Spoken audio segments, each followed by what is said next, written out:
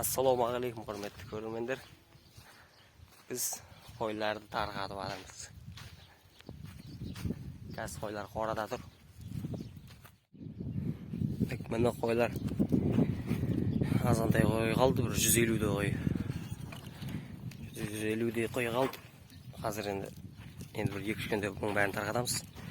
Астының көңін қараңыздар, үйіп тастаған. Қазір енді 1-2 адам келу керек. Содан кейін қазір шығарамыз қойды.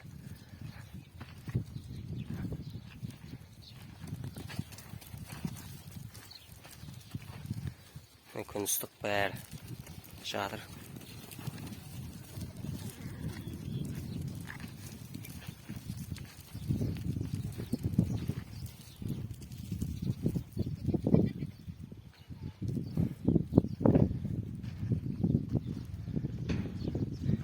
Солардың барлығын тарқатамыз. Өзіміздің ешкілер қалады. Соларды бағамыз. Бүгінгі видео осы қойлар жайлы болады. Және де қойларда жоңышқа орып атып бір комбайндар қырғауылдың жұмыртқасын тауып алыпты. Сөйтіп әкем алып келді оны. Соны инкубаторға салып қойған болатын. Бүгін енді қырғауылдар шығып жатыр. Қазір қырғауылдың балапандарын көрсем. Міне инкубатор, несуші инкубатор. Мінекей қырғауылдар. Тек 8 жұмыртқа келген, қазір 7 балапан шықты. Қазір мынадан да балапан шығайын деп жатыр. Мінекей қимылдап жатыр.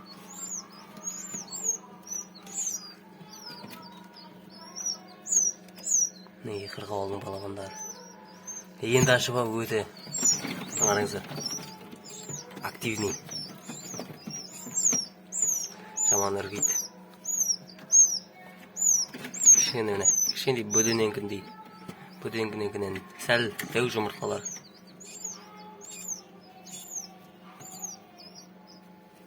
Енді осыларды брудерге жайғастырамыз. Жыл жерге. Так, міне қырғауылдың балапандарын брудерге сап қойдым. Жандарына міне бір тауықтың балапанын сап қойдым. Бұл балапан қырғауылдың балапандарына қалай жемін жеу керек, су ішу керектігін үйретеді. Себебі бұлардың үйрететін анасы жоқ. Енді бұларға мына балапан үйретеді, қалай тамақтану керек екен. Қазір 7 балапан. Инкубаторда тағы біреуі бар. Старт, суларына алькарал қосып қойдым. Енді осы құдар қырғауылдың балапандарын асыраймыз. Инфракрасный лампа. Адамдар келді, енді қазір солардың қойларын бері жеріп, қалған қойларды қазір шығарамыз.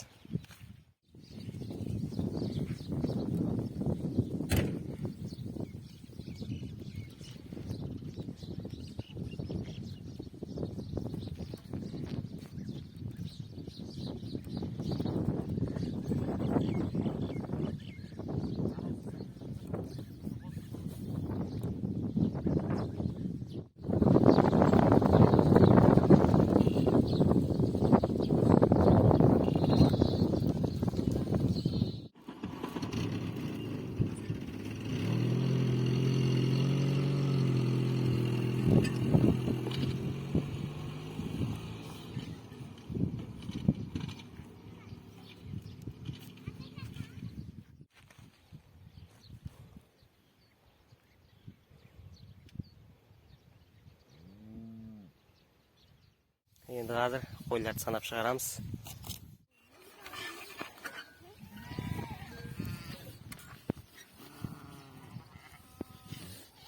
Шық.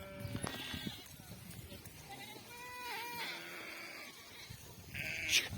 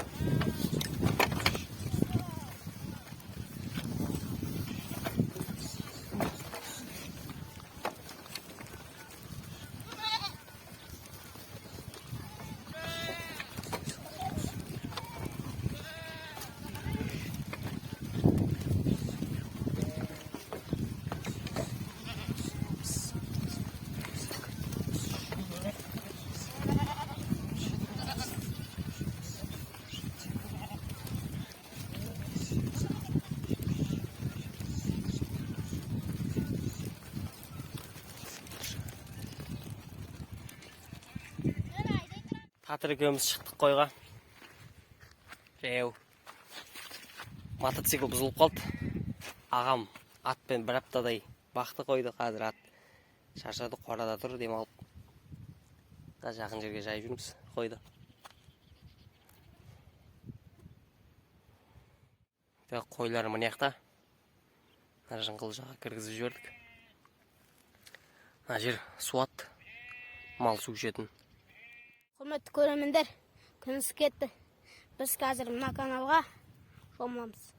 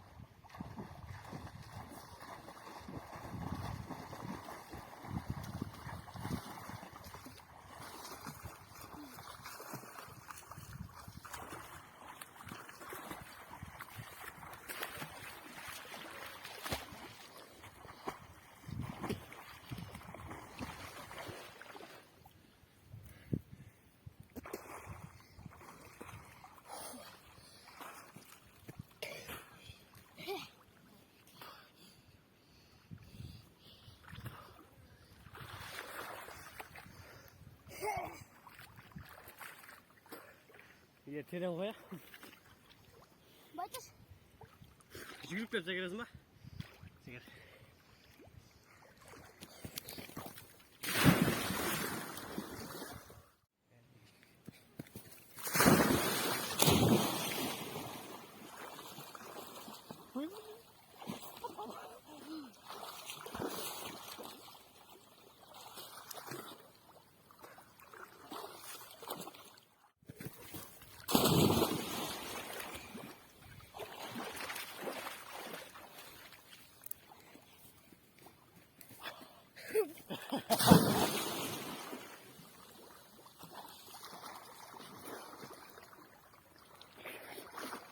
Бағаның ендей арқамдан баспен түстейсің ба?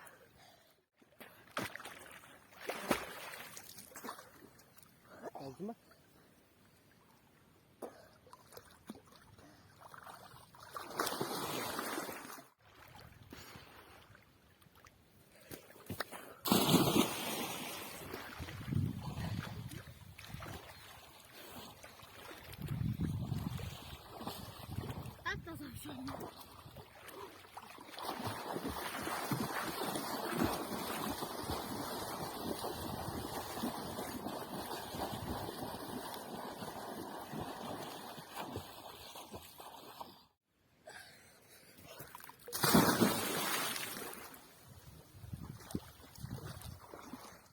Жалпы қойларды тарқатуымыздың себебі, өздеріңізде білесіздер, биыл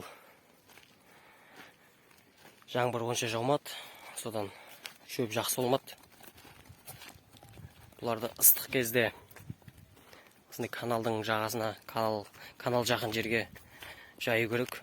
Жазды күндері су ішіп келіп, жайылып қайтып су ішіп солай жүруге. Каналдың жағасының өзі бұл жерден неше түрлі шөптер шығатын еді. Биыл енді тек мынандай шөптер ғана. Жантақ пен мына шөп.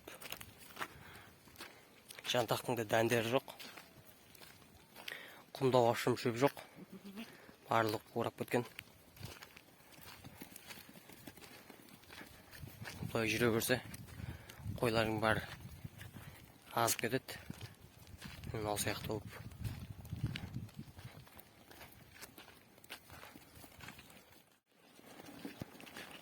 Мына қойлар екіге бөлініп кетті. Ол жартысын қатыр айдап келе жатыр. Татырдың да майда жақпандарын осыған қосып жүргенбіз. Қазір енді алып кетуге тағы бір кісі келіп тұр. Қораға қалмаймыз.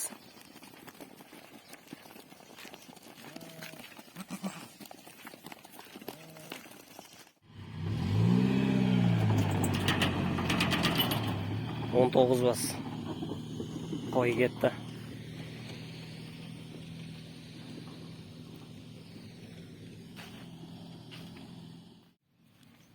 Ей, не жүрсіңдер сендер, ей?